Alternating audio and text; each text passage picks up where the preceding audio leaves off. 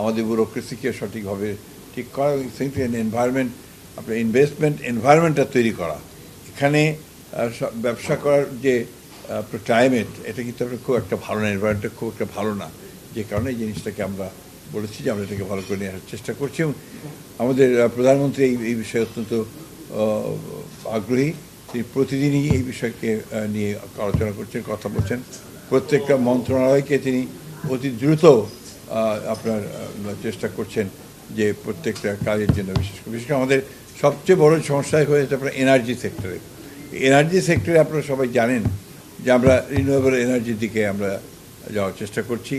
আমরা আপনার সোলার এনার্জির দিকে আমরা যাওয়ার চেষ্টা করছি, এবং একই সঙ্গে অনশোর এবং অফশোর যে এক্সপ্লোরেশন, আপনার গ্যাস এবং তেল উত্তোলন করবার যে কাজগুলো, সেগুলো আমরা শুরু করেছি ইতিমধ্যে। 3 মাস পরের মধ্যেই আমরা সেটাতে আপনার টেন্ডারে যাব বলে আমরা আশা করছি।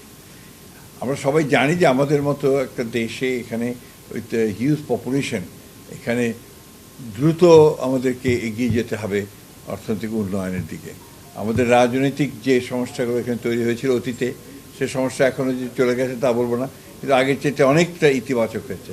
আমরা বিশ্বাস করছি যে আপনার একটা স্থিতিশীলতা যদি আমরা নিয়ে আসতে পারি দেশের মধ্যে, তাহলে অবশ্যই আমরা আমাদের যে লক্ষ্য আছে অর্থনৈতিক উন্নয়ন করা, আপনার দেশে ইনভেস্টমেন্ট বাড়ানো, দেশে মানুষের কর্মসংস্থানের সৃষ্টি করা, এই কাজগুলোতে আমরা এগিয়ে যেতে সক্ষম হব। বন্ধুদের সঙ্গে আমাদের সম্পর্ককে স্থিতিশীল রাখা, আমাদের প্রতিবেশীদের সঙ্গে সম্পর্ককে স্থিতিশীল রাখা, এই বিষয়গুলো অবশ্যই আমাদেরকে সমাধান করতে হবে।